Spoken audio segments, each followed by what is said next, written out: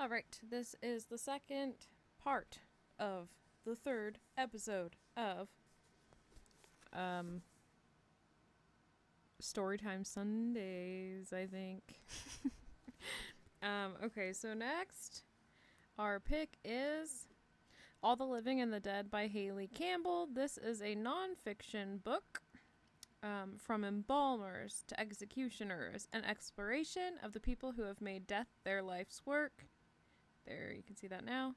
I got this from the Crowded Bookshelf in Northern Colorado, which is one of my favorite local bookshops. They're like a book pop-up, and so they do a lot of events and breweries and stuff like that, and they have a Memento Mori book club, and this was one of the reads from it. I am definitely off schedule with their book club right now because of, the world. But I highly recommend it if you're into that sort of thing. Death positive, sex positive stuff is what the Crowded Bookshelf is all about, and their owner is super cool and kind. So I'm not going to read the entire full chapter, but I will read a good chunk of it. The way the chapters are, it seems like the author interviews one person, and I just feel like I don't know, my 3 viewers are going to get someone's full story, and that's just not fair. Okay, here we are. We are surrounded by death. It is in our news, our nursery rhymes, our true crime podcasts. Yet, from a young age, we are told that death is something to be feared. How are we supposed to know what we're so afraid of when we are never given the chance to look?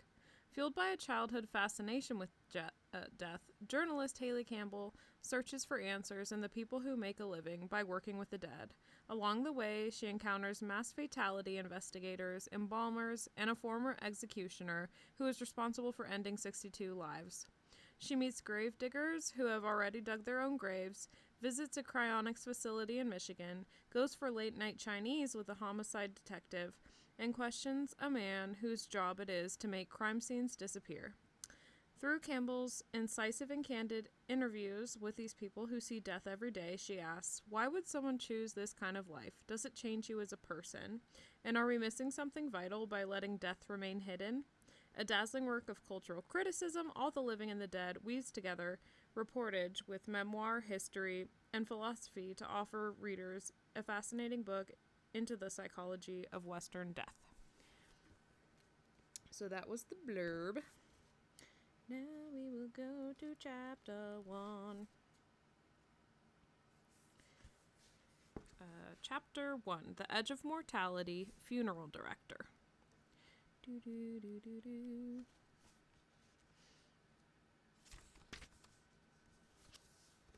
The first dead body you see should not be someone you love, she said. About 50 of us are in a large room at University College London, holding a wake for a long-dead philosopher on his 270th birthday.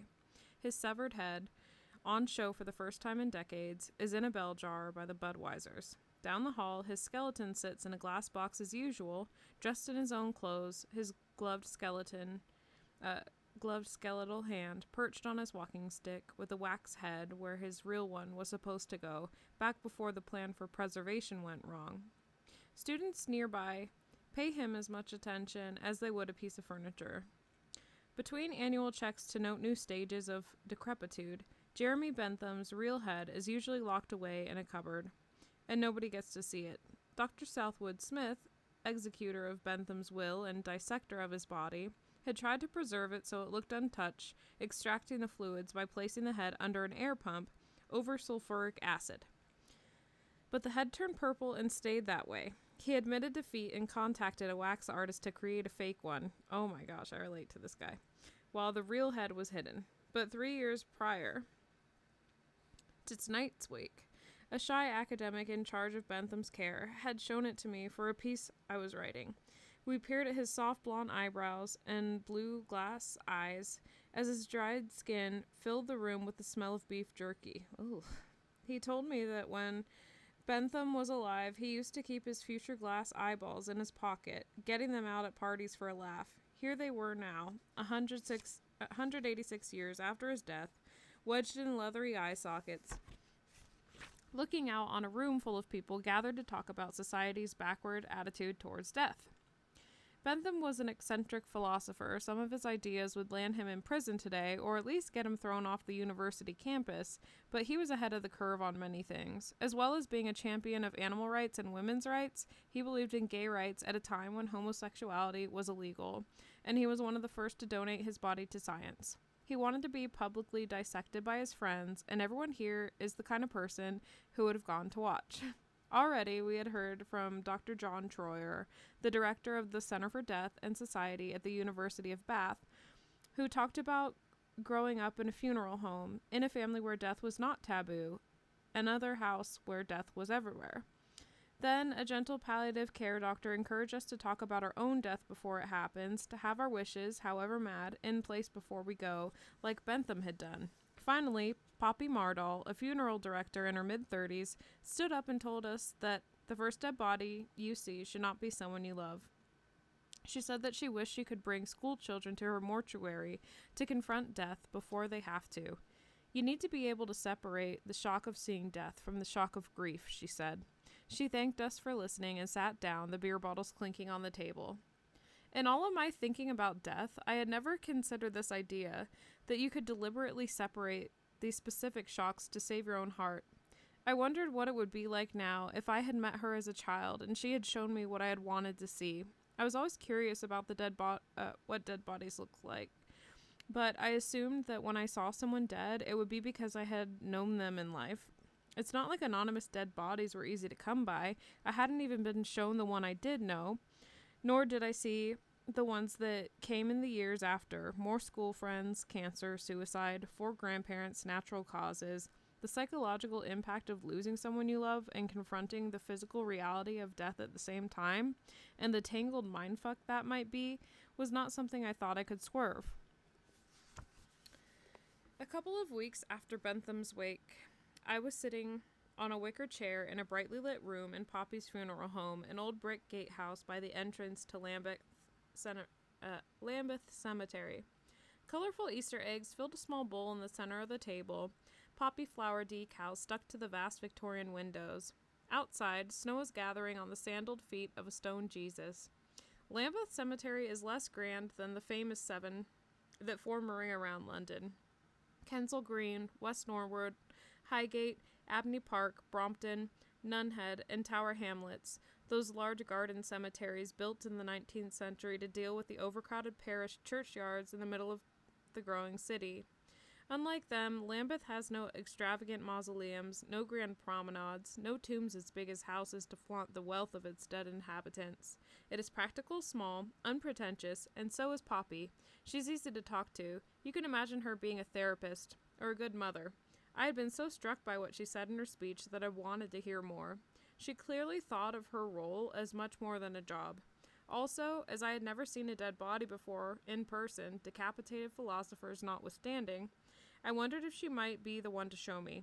It's not a favor you can ask of most people. We don't open the fridge doors just to see people, she says matter-of-factly. I want us to be careful with the behind-the-scenes thing. It's not like a museum. But if you had a spare couple of hours, you could come back and help get someone ready for their funeral. Then you're actually having an engagement with the body, rather than just seeing a load of dead people. I blinked at her. I didn't think she'd actually say yes, let alone invite me to be involved in someone's funeral preparation. I'm here because she said it's something she wishes she could share, of course. But even so, there are some doors that have been closed for so long it can seem impossible to imagine them opening. You'd be very welcome, she insisted, filling my stunned silence. In the UK, a funeral director needs no license to handle the dead, as they do in America. Here, all of Poppy's staff come from places other than the funeral industry. Poppy herself used to work at the auction house, Sotheby's, until she felt the meaninglessness of her work life bearing down on her. Aaron, who now runs the mortuary, a short walk across the cemetery from where we sit, used to work at the Greyhound track nearby. The body collection van driver, Stuart, is a firefighter and says that working here part-time is like going back for the ones he couldn't save. Poppy said I could come and be trained like they were, as if I was starting to work here too. Had you seen a dead body before you became a funeral director? I asked. No, she says. Isn't that insane? I try to figure out the path between hectic art auction house and running a funeral home, and I cannot begin to make a guess. I meet people who have a much clearer reason for doing this kind of thing, she says, laughing. For me, it wasn't like that at all. The way she tells it, the route may have been winding, but her motivation is lucid, even if she couldn't see it at the time. It was Poppy's love of art. Hold on. Yeah, okay. It was Poppy's love of art that got her into the world of auction houses. For Christie's, then Sotheby's, and it was the fun. First Christie's, then Sotheby's, and it was the fun that kept her there. The adrenaline, the socializing, the unpredictable nature of where in the world she could end up. A guy called saying he thought he had a Barbara Hepworth sculpture in rural Texas, so the next day I was on a flight, she says. Picking an example, she says, wasn't even particularly unusual. I was 25, I had buckets of responsibility. It was fun.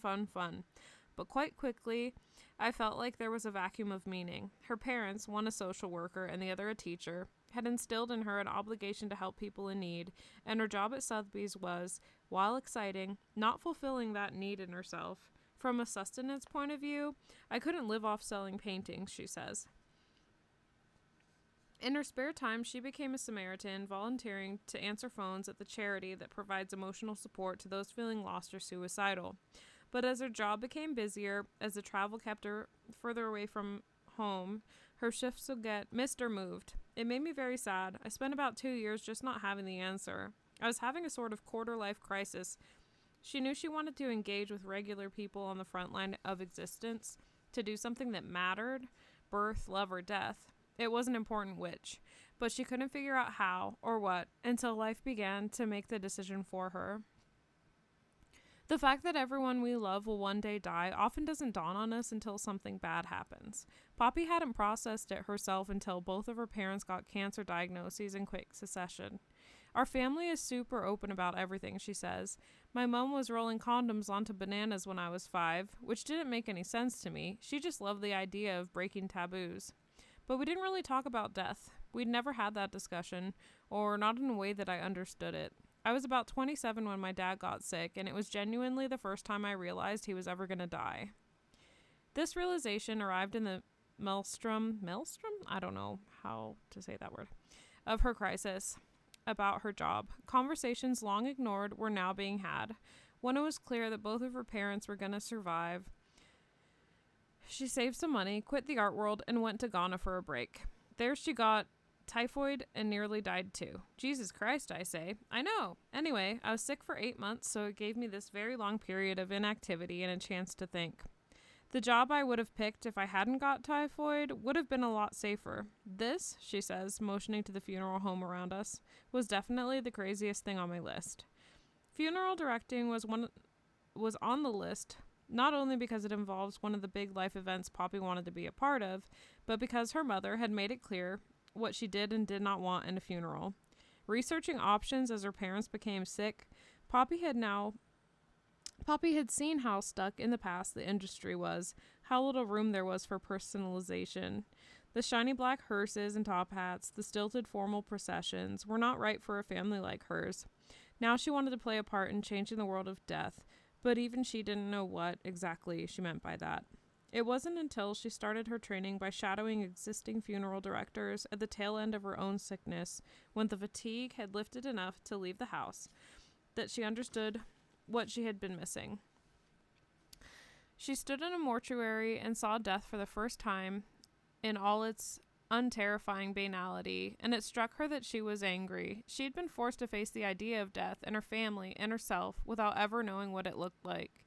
It would have been really helpful to have had dead people in my life before then, she says. With 2 small children, Poppy likens the intensity of her fear to pregnancy. If I was 9 months pregnant and I was going to give birth any minute, but I'd never seen a child under the age of 1, it would definitely be more scary for me. I would be giving birth to something that I'd never seen before and could not imagine.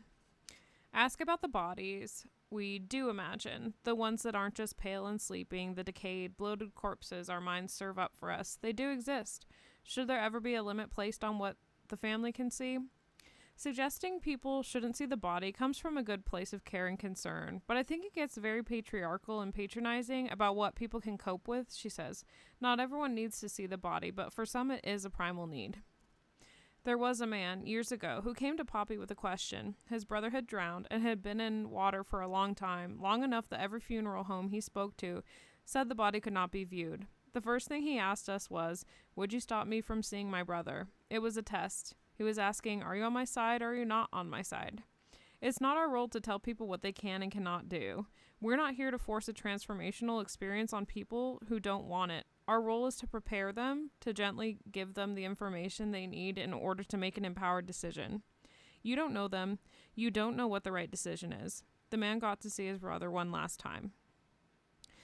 She tells me when I come back, the mortuary will be beautiful, because it has to be. It's critical that she keeps the dead somewhere lovely because she wants to let the living in. Lots of people who visit our mortuary say things like, "Why have you put the mortuary here? This is the most inspiring space."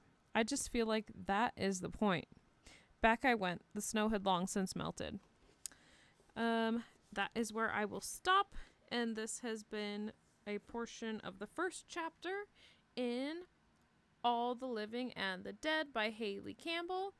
And next I will do part 3. I will be reading Her Body and Other Parties by Carmen Maria Machado. Thank you. Bye.